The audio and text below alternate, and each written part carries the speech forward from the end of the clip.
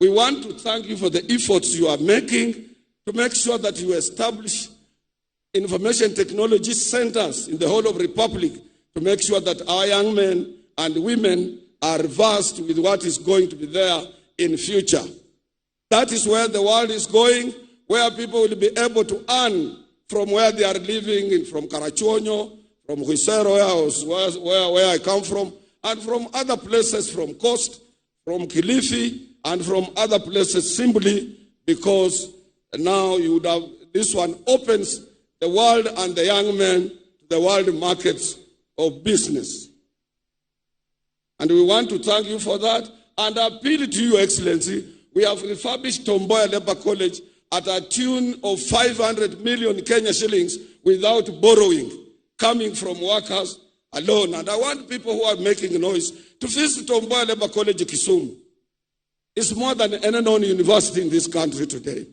We are asking you kindly, Your Excellency, to support our efforts on that college and come and launch it as an IT center for our country, where we'll be able to train both workers, employers, and first-line managers from every farm that we deal with, and also from parastatals, and your government as well can use that institution.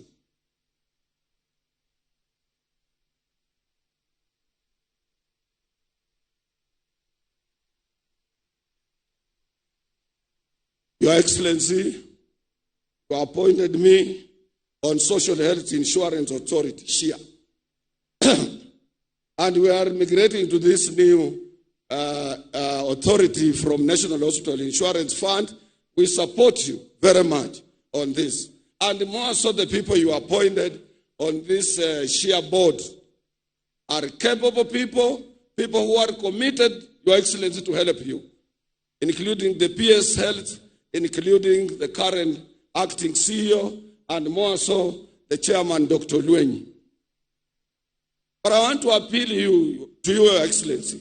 You need to come in and assist us to make sure that infrastructure is within the Ministry of Health, is dealt with quickly, so that we can be within framework of making sure that as we start registration, everything is in order and everything is going on as planned. But we will support you in this area. Some of us, where you are either, as I'm telling you, it has capable members of the board that I have never seen in another board. People who are concerned, Your Excellency, to support you. Only little bit extend your hand in support of what they are trying to come up with. On the issue of housing, you remember you did lectures about this when last year during Labor Day, and you convinced us as workers that we must support you. And when I asked your ministry, which is in charge, whether workers will have an opportunity to be on that board, and after consultation with their office, they are allowed us, as per the current act, to appoint one of us on that particular board. The purpose is we as workers will support it financially. But the eye on that board also, when there will be allotment, because we have some shop stewards and workers who have even nowhere to sleep, they will have an opportunity to be housed in this new venture that you have started. And it is not only in Africa. Algeria, they did it. Egypt, they did it. And so many other African countries, they did it. And as I've said, the only problem with our country, Your Excellency, is that we were not used to paying taxes. And when you said everybody should pay tax, it became as an alien issue in this country. Because a normal Kenyan would like to eat without working, would like to make money without earning. And this is where the problem is. I want to end there, Your Excellency. I don't want to tire you. But the last area I want to ask you, because I said I will recognize all good things you have done for workers of this country. And you will continue doing these things. And next year we will be with you. And other years to come. And we will give you support as a pressure group. And when we are called to kiitwa tutaitika sisi. Research yetu inatuambia, Your Excellency. But I don't know what is in your pocket. Kama unaweza kunja macho, because Jacqueline said, oh, general wage increase, that is employer now. It's not anchored on any law. We must have wages council. sit and discuss and see how this general wage works. Let me remind my sister here, my twin sister.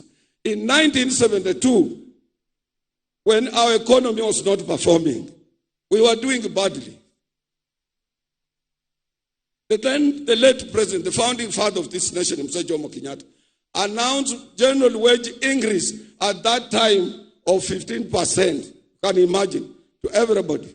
And he also asked employers to increase their workforce by 10% in order to alleviate or to reduce unemployment in our country. Which law was it anchored to? Anything that comes from the mouth of the president, let me tell you, people, anything that the president akikusalamia jambo, that is law. That is law. Usifikirie utaenda kutafuta law ingine pale ingine. So wacha tupeleke president pole pole na tumwangalie tumchunge na yeye atatuchunga. Na tunaomba yeye atupatie 22.5% or whatever he has put in his pockets. Ama tena nimesema vibaya. Nikiomba hiyo nimesema vibaya.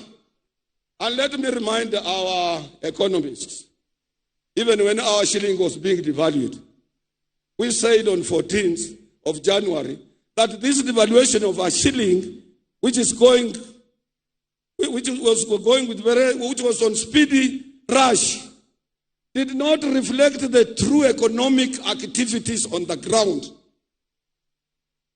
Because most of you economists, you are around the year 2007 to 2009, when we had a global economic and financial crisis, when Obama was coming in.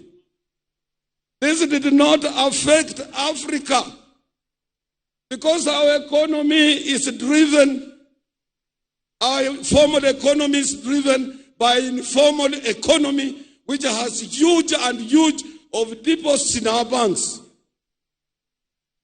We don't rely to money from outside. Mama Chondo, Mama Mboga, Jua Kali, wanapeleka pesa kwa banki kila siku na Chondo. And that is why our economy is steady. And I want to appeal to His Excellency to give infrastructure to our informal sector, to support them and ask governors in various county governments to make sure that markets are built, the informal sector people are not harassed by taxes and so on. These are the people who drive our economy. And Kenya is one. After His Excellency akisema 30%. And we work hard to redouble our efforts in various places to correct the economic anomaly. We will still spur economic growth. We thank you, Your Excellency, the President. May I invite our Honorable Minister for Labor, who has done a commendable job,